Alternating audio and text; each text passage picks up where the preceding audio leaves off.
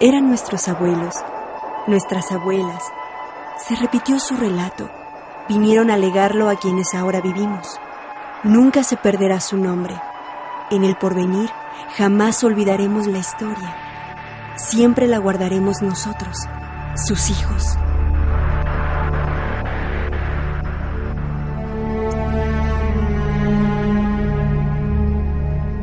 Hace 40.000 años, un grupo de seres humanos que migraba por el norte de Asia descubrió un nuevo continente, América. Al continuar su éxodo en busca de mejores climas, esas personas llegaron al territorio que hoy conocemos como México, al que los investigadores llaman Mesoamérica. Durante mucho tiempo, aquella sociedad llevó una existencia sencilla, dedicada a la caza, la pesca y la recolección.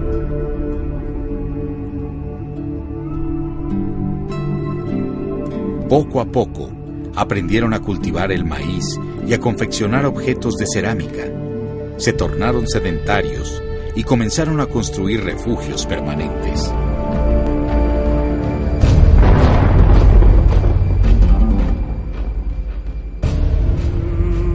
Hacia el año 3000 a.C., ocurrió un gran cambio. Aquella sociedad se organizó de una forma compleja y surgieron los primeros estados. Comenzaron a construir pirámides y apareció un arte monumental.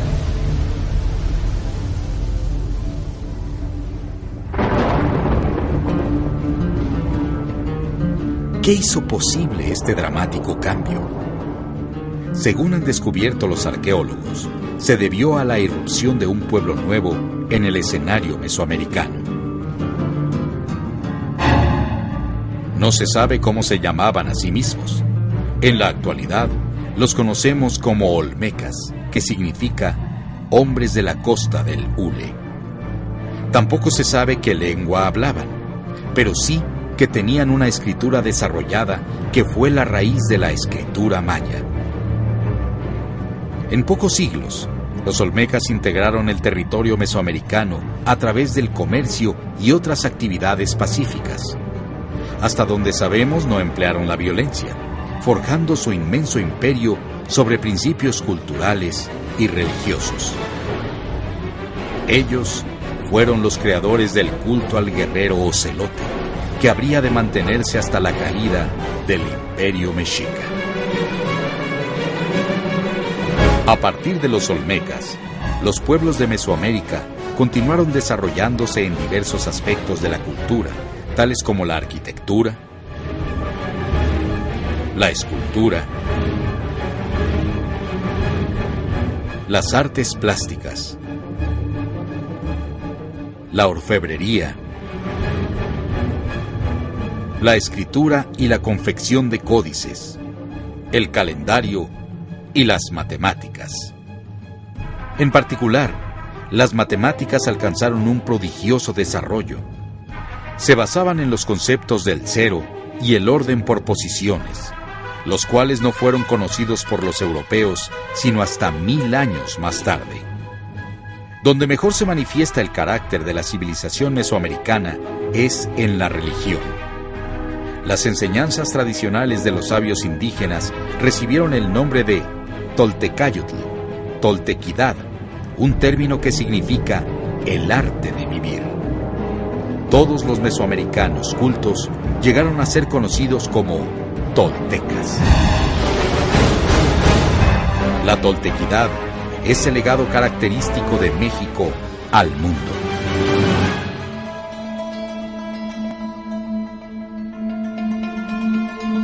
Si en el viejo mundo tuvieron el Tao, el hinduismo y el budismo, nosotros tenemos la Toltecayotl, el pensamiento filosófico del México antiguo. Si otras civilizaciones tuvieron a Zoroastro, Hermes, Buda, nosotros tenemos a Quetzalcóatl. Los mesoamericanos creían que el universo es producto de dos fuerzas que se equilibran para producir la manifestación de las cosas. Creían que la creación del mundo no ocurrió por arte mágica, sino que es un proceso continuo y evolutivo, regido por la ley de los ciclos. La personificación de estas fuerzas era Ometeotl, cuyo nombre significa Divina Dual Trinidad.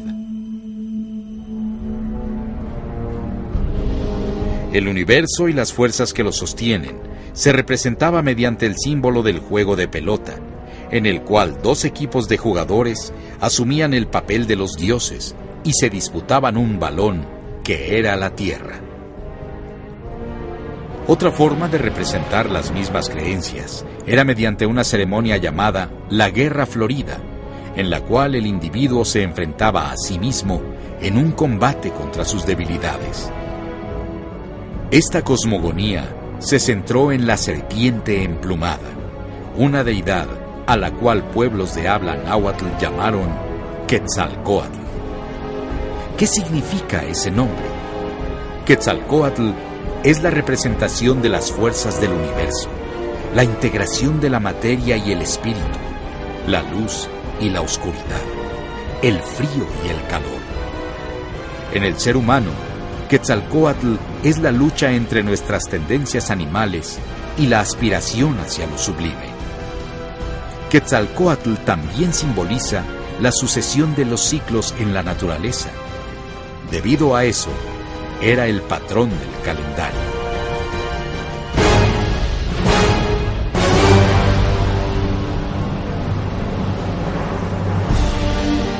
Los naturales de esta Nueva España se regían por una instrucción que les dejó Quetzalcóatl, la cual contiene 20 caracteres multiplicados por 13. En esta materia se puede conjeturar la habilidad de esta gente, porque contiene cosas muy delicadas.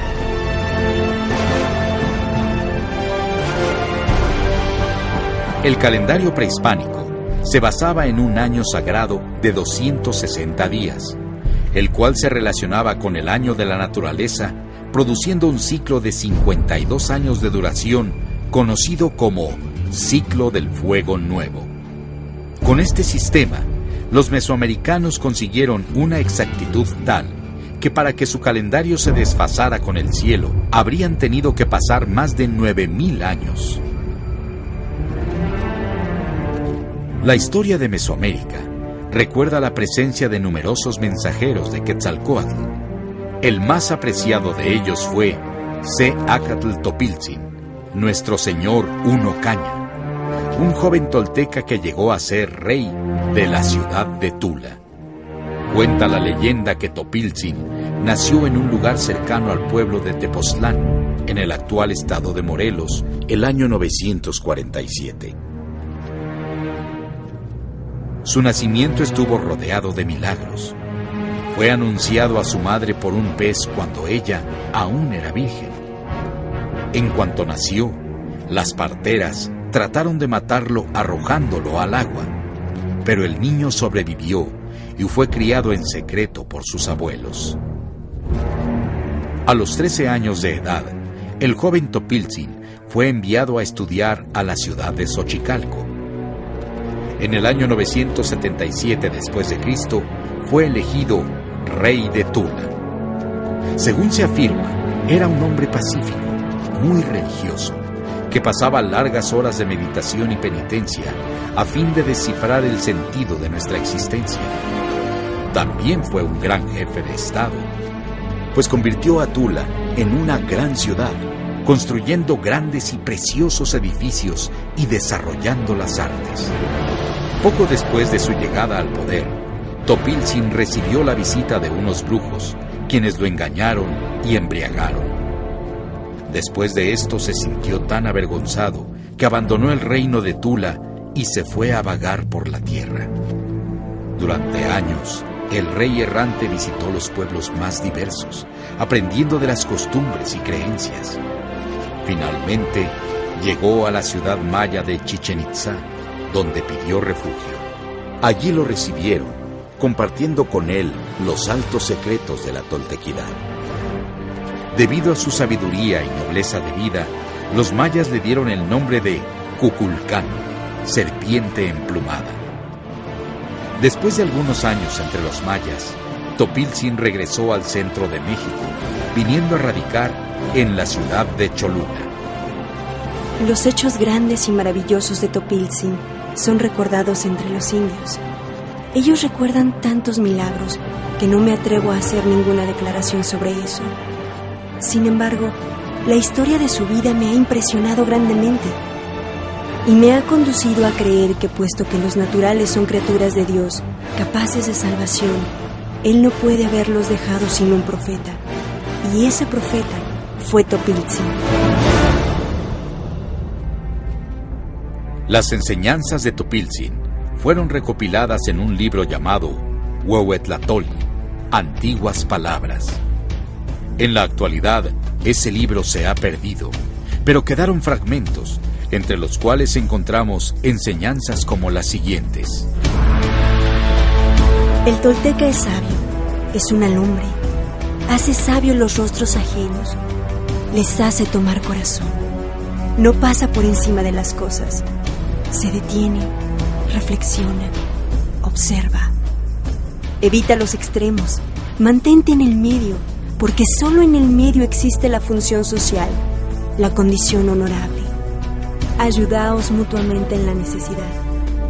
Mirad que es una vuestra carne y una vuestra humanidad.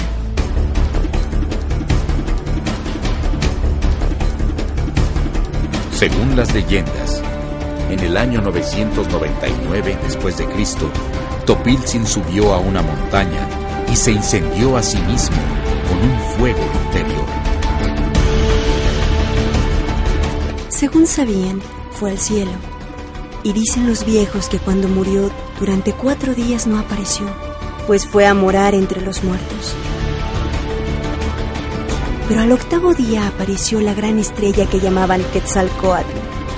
Añadían que fue entonces cuando se entronizó como señor. Pero la partida de Topiltzin no fue definitiva. Según afirma un poema mexica, algunos años después apareció nuevamente. Después de reunirse con sus seguidores, les dijo que no estuvieran tristes, pues él regresaría nuevamente a la tierra cuando se cumplieran los siglos. Luego, se encaminó a la costa del Golfo de México. Arrojó su manta bordada de serpientes al mar, subió en ella como si fuese una balsa y se fue navegando hacia el horizonte oriental.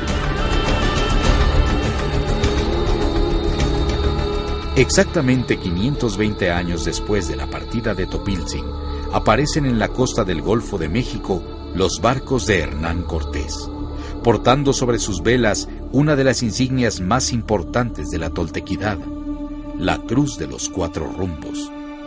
Los mesoamericanos interpretaron ese hecho como una señal mesiánica, comprendiendo que comenzaba la mitad oscura del ciclo de la serpiente emplumada.